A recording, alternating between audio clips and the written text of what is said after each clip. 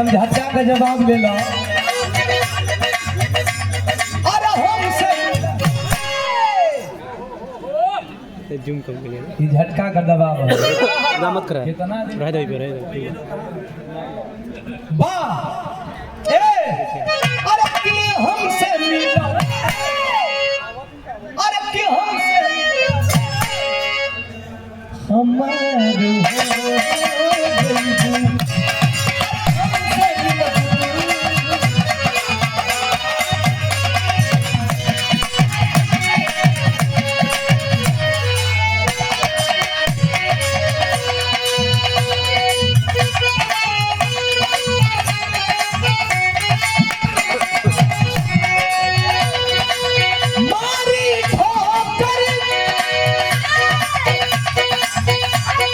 हो सुनो मारी ठोकरी जमाना जब पहुंचे,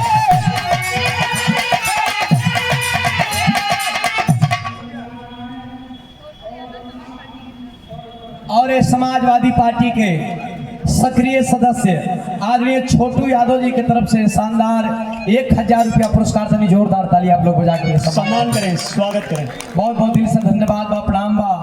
और हमारे बहना का भी बहुत बहुत दिल से धन्यवाद बा। सब बहन के यथाउचित प्रणाम पहुँचे। बार चुनार की धरती कोट कोट प्रणाम बा, दिल से धन्यवाद बा। सब बहन के यथाउचित प्रणाम बा। कैसे मास्टर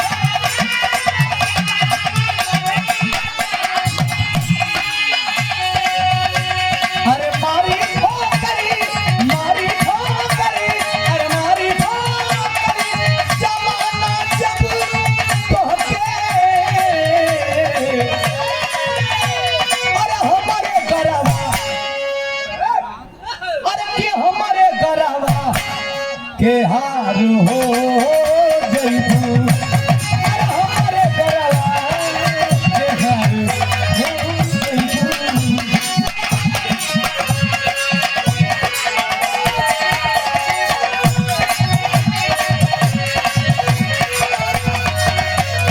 के हार हो जयबू।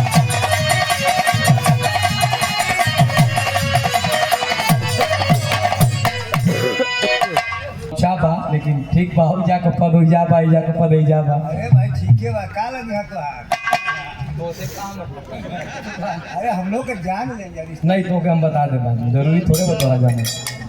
और आदरणीय श्री कल्याण यादव जी हमारे अभिभावक जी के द्वारा ये शानदार जानदार 500 रुपया पुरस्कार समाजवादी पार्टी के कद्दावर नेता, बड़ा जोरदार ताली बजा करके आप लोग सम्मान कर दे। आपके श्री चरणों में कोट कोट प्रणाम हो। और हमारे पूज्य गुरु जी बिरहा जगत के और हमारे अखाड़े के सिरमौर, जिनके कंधों पे आज पूरे बिरहा का भार टिका है। एक तरफ गाजीपुर में आदरणीय हमारे गुरु जी विजय लाल जी के कंधों पे भार है, तो इधर पूर्वांचल में मिर्जापुर, चुनार, अदलहाट, सोनभद्र की धरती पे आदरणीय पूज्य गुरु जी श्री मोहन यादव जी के कंधों पे भार टिका है बिरहा का। तो आदरणीय आप उनके सुपुत्र हैं, हमारे अभिभावक हैं, उस नाते से भी आप हमारे पूजनीय हैं। मैं बहुत बहुत दिल से धन्यवाद देता हूं। और गुरु जी का फोन आया कि बेटा हमारा मंच पे जाता हो तनी छाप छोड़ के आवे कोई, तो उन दोनों लोगों के तो दिल से धन्यवाद बा। बड़ी सुंदर वर्ष बिरहा का संकेत, अब बिरहा सुनिए सभे, महाभारत से वीर रस बिरहा, वीर रस हमनी के घरे खेती होला, ऐसा करोड़